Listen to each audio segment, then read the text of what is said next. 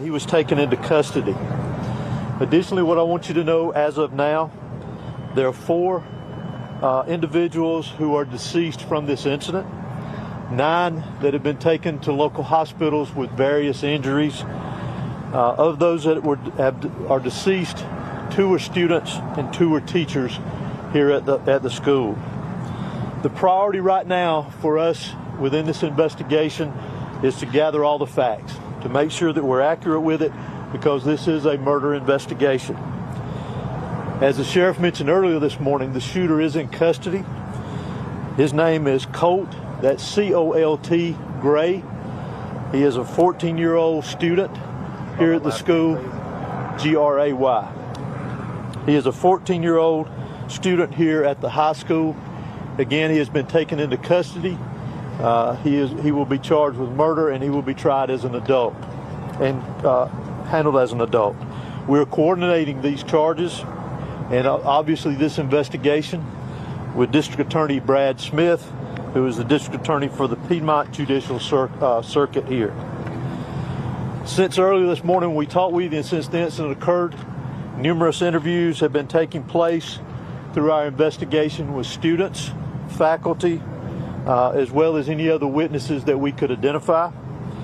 Law enforcement had a very, very swift response to this incident once the incident was determined that there was a concern here. Those resources, whether it was in that response or throughout this investigation to assist, came obviously from the sheriff's office here, from other local law enforcement agencies, state law enforcement agencies, and the federal law enforcement agencies as well.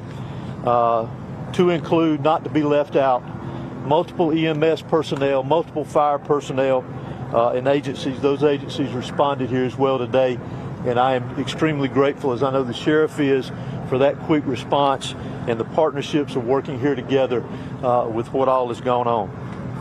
Currently, from the investigative perspective, we have crime scene agents and other special agents from the GBI, from close to a dozen of our different work units from across the state that have responded here today to work on this investigation, again, collecting evidence, conducting interviews, and so forth.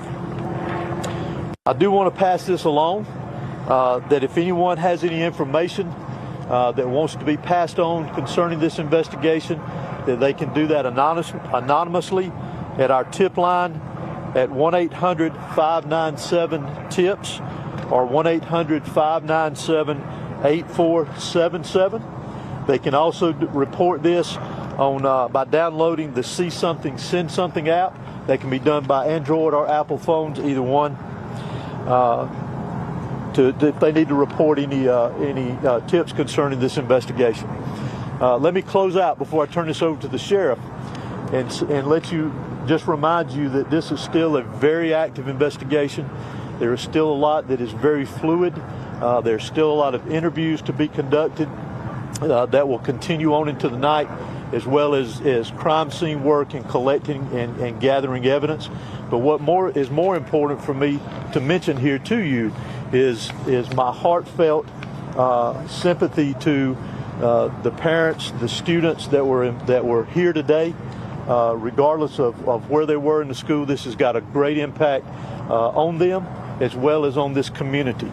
My thoughts and prayers, along with everybody standing behind me and every law enforcement agency in this state, and many I will tell you around this country, they are in our thoughts and prayers, and we will continue with that. We ask for your patience as we continue through this, and we'll continue to try to give you as many updates with information as we can to keep you informed. But thank you for being here. I'm now going to turn it over to Barrow County Sheriff Judge Smith. Thank you. Director, would you spell your name, please? H-O-S-E-Y. Thank you. Good afternoon. I'm Sheriff Judge Smith of the Barrow County Sheriff's Office. I never imagined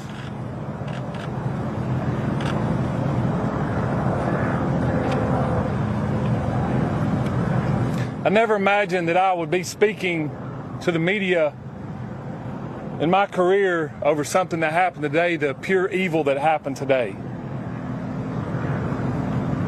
I cannot thank the people behind me for the support they give me today, to give this office and give this staff. This hits home for me. I was born and raised here. I went to school in this school system. My kids go to this school system. I'm proud of this school system. My heart hurts for these kids. My heart hurts for our community. But I want to make it very clear that hate will not prevail in this county. I want that to be very clear and known. Love will prevail over what happened today. I assure you of that. It is very early as to what happened. Governor Kemp reached out to me and has provided me every single resource that he has to make sure justice prevails. I don't know why it happened. I may not ever know. We may not ever know.